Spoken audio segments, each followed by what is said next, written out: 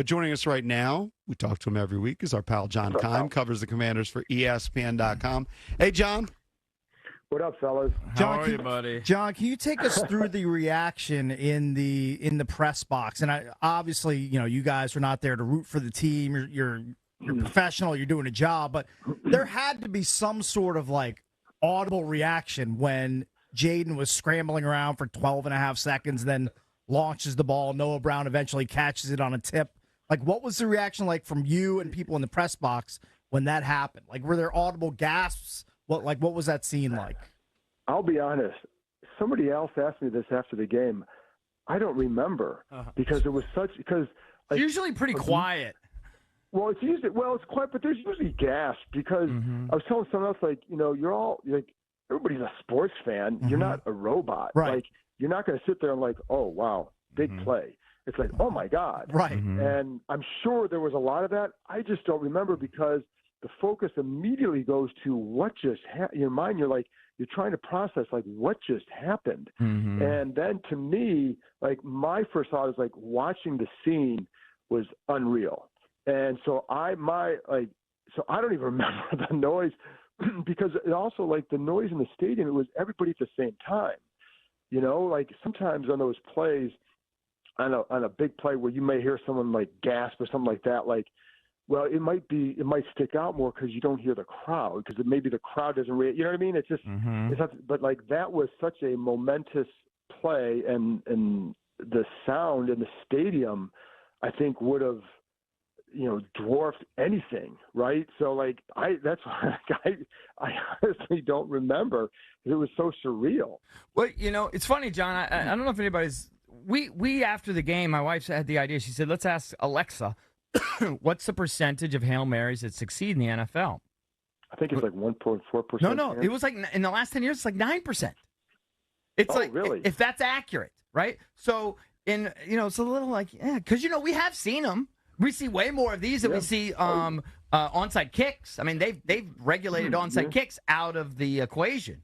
So that was kind of interesting to learn that. What was most telling to you about the play as a whole? Was it sort of the preparation, everybody being in the right spot where they need to be, or was it Jayden just buying time with 13 seconds? To me, was the most remarkable part.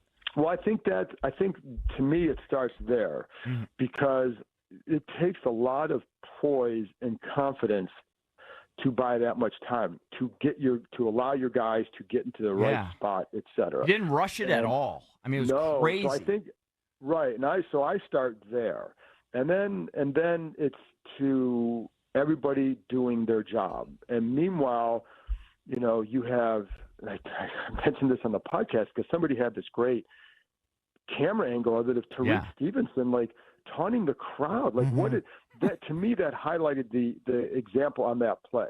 You have one side where you have a rookie quarterback keeping his poise and moving around, buying time, and then making an unbelievable a perfect throw to get that little bounce.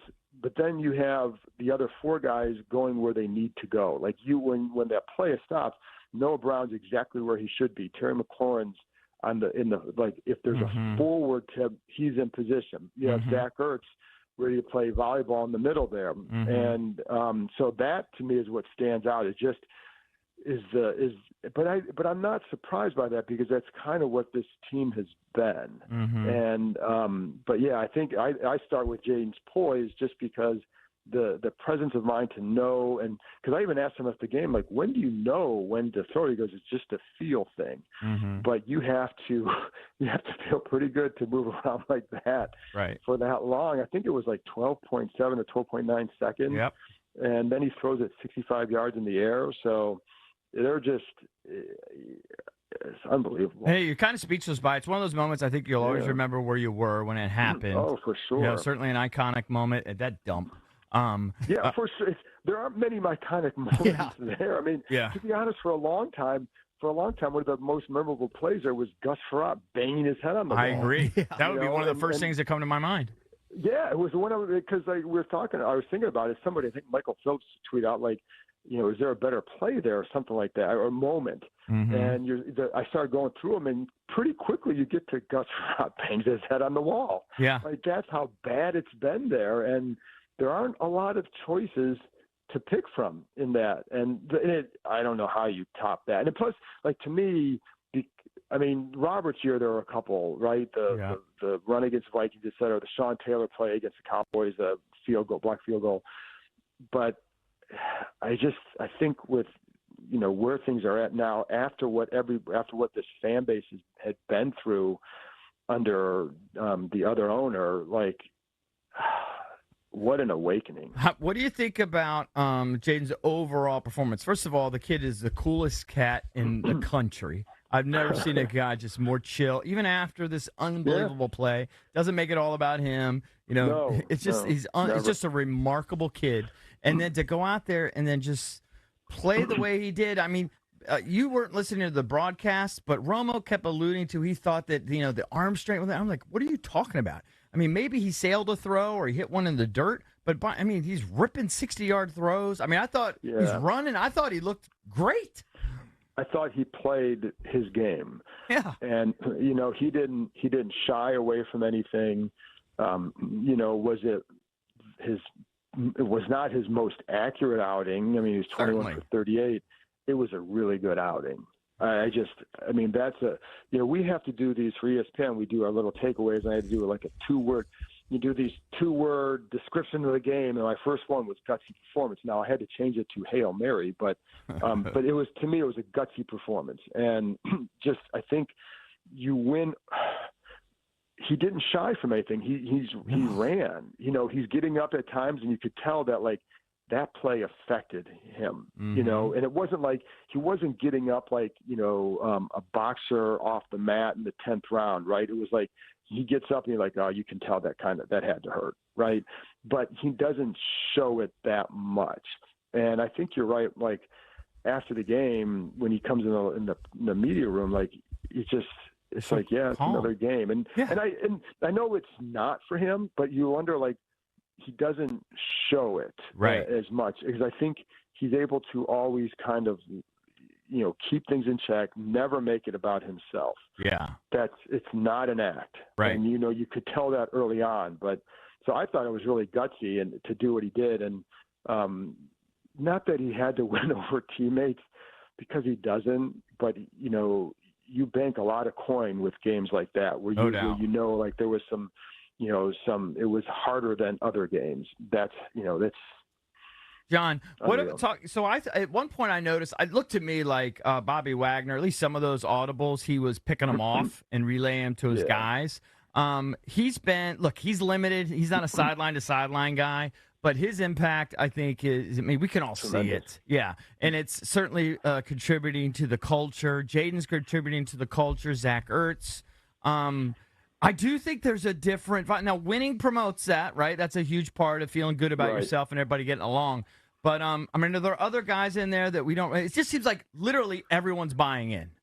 I would say, like, yes, winning promotes that. I think winning is revealing that. Yeah. Because it was there. And this is one of the things that in the spring and the summer, you saw and you could feel it. It was different. And it wasn't just because of all the change. Well, it was because of changes, because they brought these guys in. But the tightness was not just because, it's a new team, it's a new coach, let's be tight. It was just getting the right fit of guys in there. And you could see it. And I remember talking about that and just like, but you don't know, like, what's it going to mean for the season? And because there were so many other things that, like, they're very tight, they have a great bond. And part of me thought, like, it's too bad they're not ready to win more. But they are, apparently. But, because like you saw it, but you had questions here, you had questions there. Mm-hmm. What would it mean? It would mean they'd max out. And they're doing that. But I think there's a couple things. One, I think you go back to the quarterback and Bobby Wagner. Bobby Wagner is a guy that these guys would talk about with reverence, the players. Like in the spring, like, I turned the corner, oh my God, Bobby Wagner's there. Bobby Wagner is just a normal dude. Like, there's no airs about him in the locker room at all. And I think that goes a long way when you're like them. I think the same thing with Jayden Daniels. If he came in thinking, like maybe others had in the past, like, I'm going to be the savior here, then you walk around differently, and that's not him. Then you have guys that you brought in free agency. I think one of the keys in free agency and this is a good reminder now, and people are going to scream in March if they don't sign the biggest name possible. It's not about big names. It's about fit. And I think one of the things that helped them is that they had a lot of coaches coming from all over, and they had experience with almost all those free agents they brought in. And so you knew the kind of guy you were bringing into the room. Now, I remember talking to Darryl Tapp about this a couple of weeks ago, and it's like you never know. You know the guys you're bringing in, but how are they going to mesh in the room? And it's meshed well. But I think that's a factor too. It's why again, I always say you don't chase names, you chase fit. And they did that. And so I think all of that promotes what you get now. And then, you look at the coaching staff and Dan Quinn, the way they do things, that's all really good. But you also have to have the right guys.